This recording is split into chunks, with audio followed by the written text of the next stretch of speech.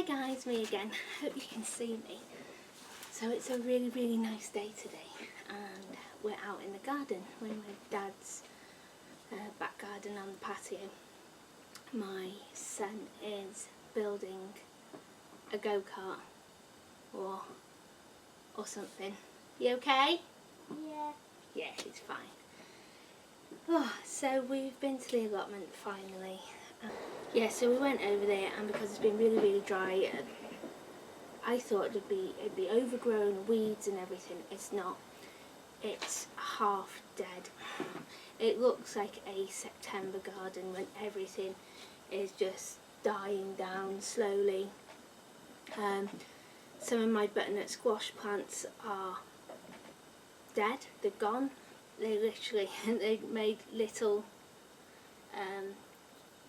butternut squashes like this, and I know this is done because this has gone all woody. It's not as fleshy, it's woody. Yeah, so I can only think it's because the weather has been so hot, so dry. My beans, I've got no beans left, no fresh beans anyway. I'm going to leave them now for drying. Some of them I've already picked and I'll show you. They're already dried. I've never had beans dry on the plant this early. Never this early. Sorry, we're by the railway line, so there's going to be a few trains going past. Yeah, but and my beans, not just a little bit dry or demi-sec as they call it, they are dry. So I'm not going to worry about it. It's just one of those things that happens. Everything, you know, every year something does really well and something does really rubbish. Sweet corn have done really bad this year, but not just for me, for everybody on the allotment. And they've nearly finished. The husks are going all papery. I've got a couple of them have done really good like this, really well, and others are tiny, but that's it, they're ready. If you stick your finger into it and break the corn, and the juice that comes out, the liquid is like milky liquid, and that's how you know they're done. If they're not done, the liquid that comes out of them is clear, but once they're done, I don't know if you can see in the background here, I've got some water boiling on my camp stove, and I got some beetroot, yay! So I'm going to boil some beetroot. So, do that too. I've got a couple of gas canisters that I've only got a bit left in, so I'm just trying to use them. So we'll see how long this one lasts. I might have to change it. I've picked a load more tomatoes. They're all ripe. I've got a couple of big courgettes like this, but I'm going to chop them up and freeze them. I've also got a couple of patty pan. Was it 2 patty pan this size here, or just 1? 2. Oh no, there's 3. My son picked these for me. So yeah, there's 3. So I'm going to chop them up and freeze them. I'm going to pod all my beans. Look at these. Can you see them? Look how dry they are. Dry. So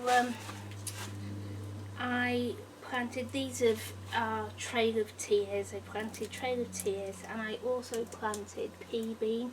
They are my favourite bean to dry ever, and for some reason I've hardly had any pea beans this year. But these Trail of Tears, they've done really well, so I'm going to do them. Planted a load of gigantic beans. They were doing really great. but my bean plants have got black fly. And so the plot next door to me, they always do their broad beans in the spring, and I do my broad beans in the winter. So by the time the black fly come in, my broad beans are over and done with, and their broad beans are just starting. They didn't do any this year, so I think the black fly have just gone straight for my common beans, because usually they go after their broad beans. So that's another thing that's happened this year. But it was covered in ladybird, so because of all the black fly, the ladybird are thriving this year, so that means there'll be plenty of ladybird next year. So it's just how it happens.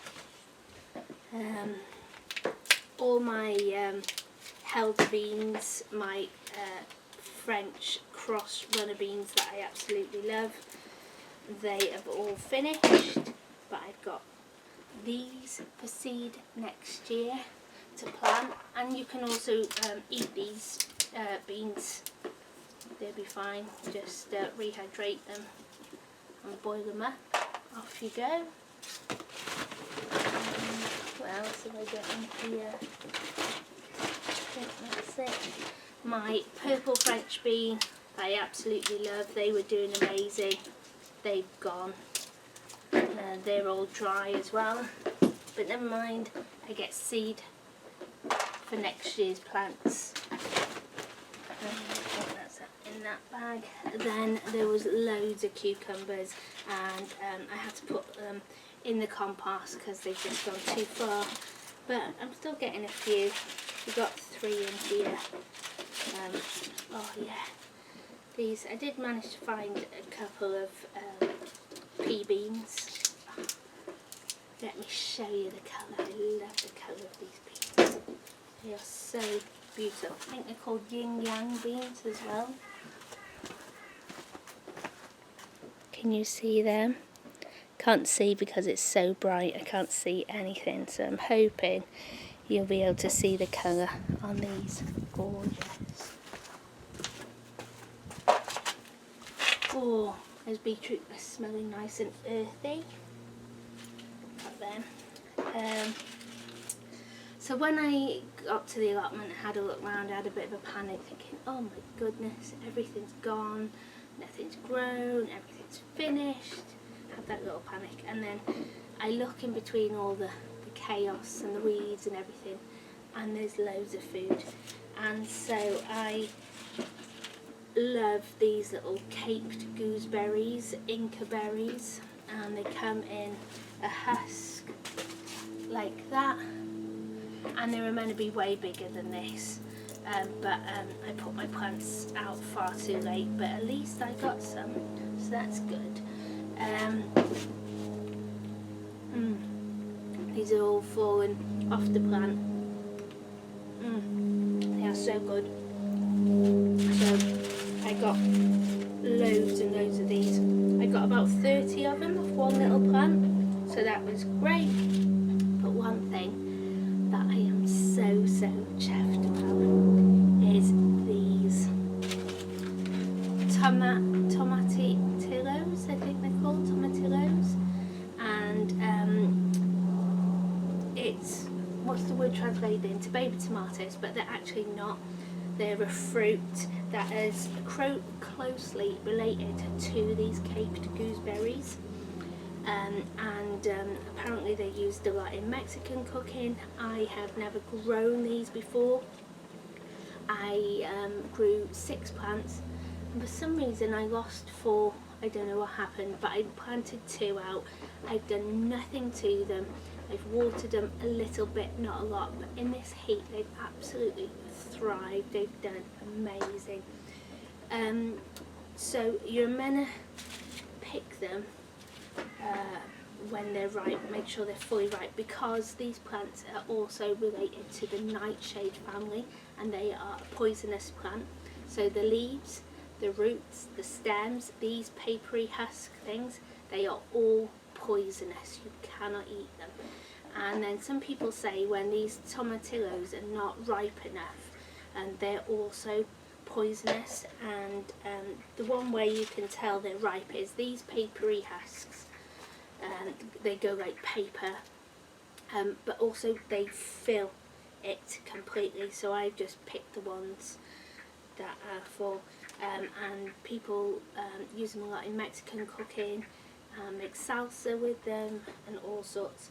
What I'm going to do is I'm going to wash them because they're very sticky. You've got to wash them before you eat them or anything.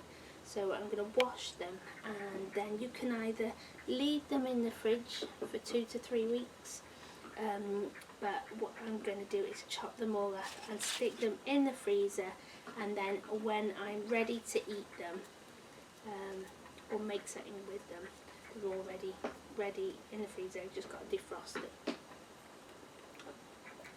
I'm going to chop some cucumber up now. Me and my son, how are they doing? Doing great. Oh, it's just lovely to be outside doing stuff again. Yeah, that's one thing I found about my cucumbers this year. The seeds inside them have been absolutely massive. Look at that. Huge. So, yeah. Oh, but yeah, lovely to be outside again. Lovely that the weather's nice and warm. I've got one aubergine growing. I hope the slugs don't eat it. But yeah, the aubergines have done rubbish this year. I moved the polytunnel and the apple tree has grown slightly as well. So I think the polytunnel has been in the shade a lot this year. So what I'm going to do this autumn is cut that apple tree right back. So the polytunnel will still have a bit of shade, but hopefully it'll have a bit more sunshine next year and do better. And I use compost bags from last year. Beautiful, so sweet. So yeah, I used compost bags from last year, and I don't think they had enough food in them, so I'm going to feed them more as well this winter, or just invest in some new ones next year. That might help. Do you want some cucumber shell? No, no. Okay. Look at that. How perfect is that? Almost perfect, just that last little bit, but I chopped that off. So delicious. And all I do with these usually is chop them up and stick them in the freezer.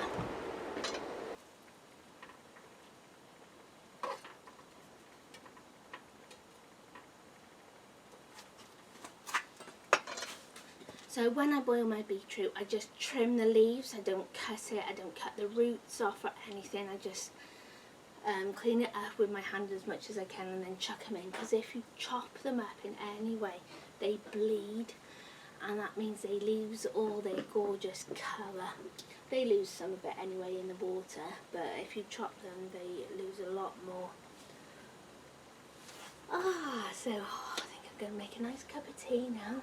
I've got my washing on the line. I washed all my bedding today. Somebody was asking how I keep my gas bill so low at the moment, and I did reply back saying, you know, we don't have showers every day. My son loves a bath, but that is a rare treat. Usually that's on a Sunday before he goes back to school, on a Monday, but not every Sunday. Most Sundays he still have to have a shower. He has to have a shower.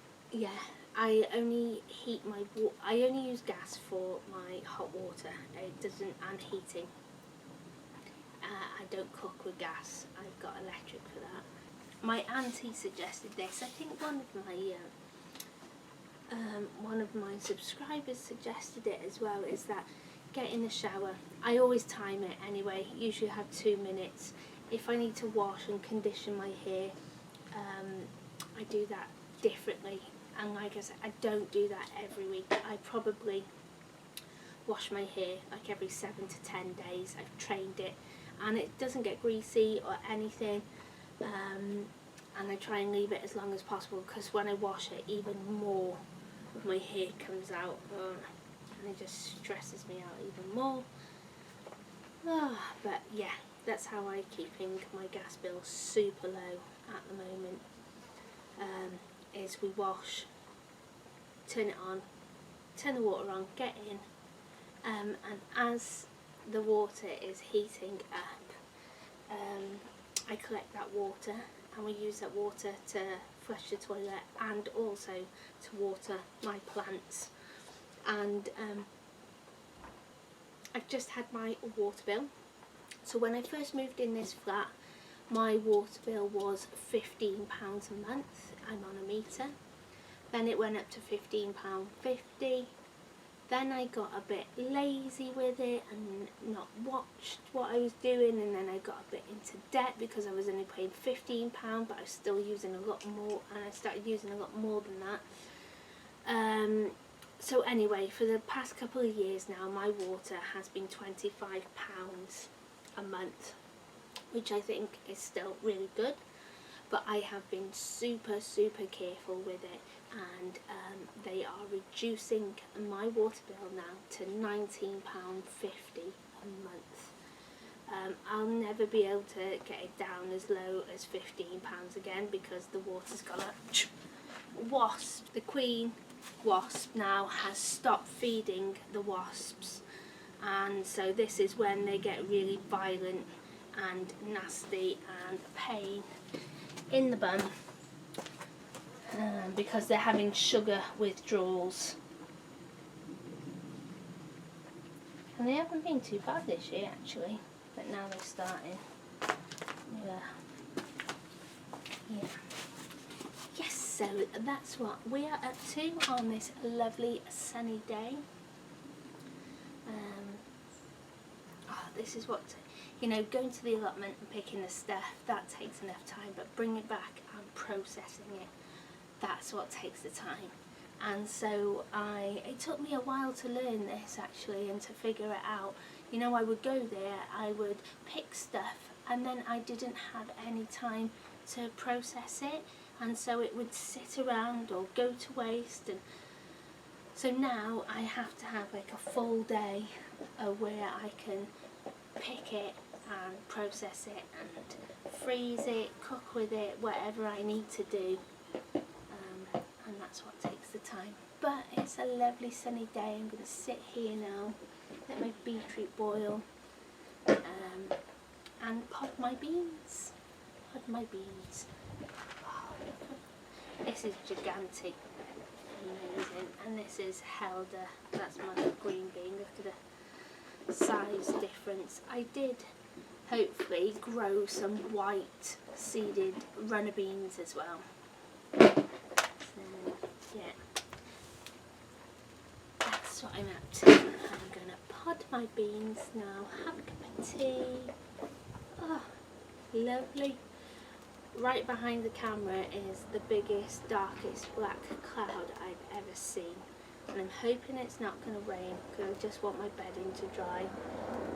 And I'm hoping it's not going to rain, thunder and lightning, because I'm petrified. And that helicopter is the air ambulance. We are right, or the police. We're on the flight path for the hospital, for the helicopters and stuff. Yeah, and right by the train. But I've always lived by a train track anyway, so that doesn't bother me. Oh yeah, so I hope you're all having a wonderful day and enjoying this sunshine. I'm keeping an eye on these because I do tend to forget them and they boil dry.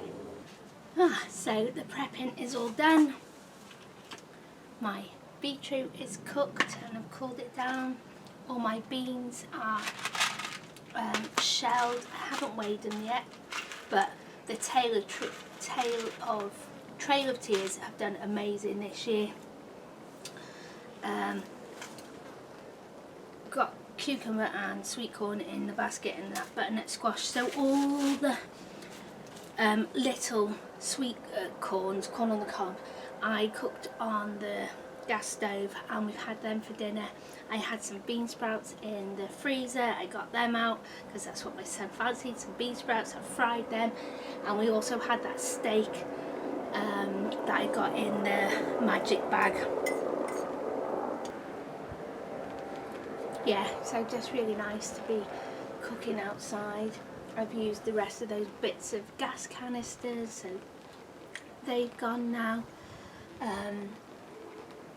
So I've got a new one in there now, but oh, just lovely. And that ribeye is absolutely amazing. I don't tend to often buy steak because it's far too expensive, but I've never been a steak person because I like it cooked well done, and I just think that's ruining a steak. So I'm trying now to have it like medium well, but this is well. And my son's really enjoying it as well. Oh, I just love days like today. Love them. Sit out here now, chill out. We had a lovely cup of mint tea from the mint plant, and then my son drank it and he was like, "What's that?" And I was like, "Mint tea." And he drank mine, so I made some more, one for him and one for me, and he really enjoyed it. I've got some caked gooseberries here. These are the caked gooseberries, got a few tomatoes there, but these are gorgeous. Beautiful. Beautiful. And I also been harvesting some dill seeds and some cornflowers for drying so I can make some tea. Beautiful, aren't they? Yeah, just saving some seed. So that sums up our day today.